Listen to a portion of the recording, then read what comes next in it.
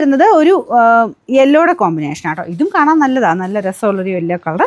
പിന്നെ ബോർഡറും നല്ല കേട്ടോ, ബ്രൗൺ ആ കോമ്പിനേഷൻ. അതായത് ഇതിൻ്റെ അകത്ത് വരുന്ന ബ്രൗൺ ഇല്ലേ, നല്ല കളർ കോമ്പിനേഷൻ. കളറിന് വ്യത്യാസമുണ്ടോ? നല്ല കളറാണ്, സെയിം തന്നെയല്ലേ, വലിയ വേരിയേഷനൊന്നുമില്ല. അത്യാവശ്യം നല്ല തെളിഞ്ഞ് നിൽക്കുന്ന നല്ലൊരു കോമ്പിനേഷനാണ്. അപ്പോൾ ഇതാണ് പില്ലോ കവർ.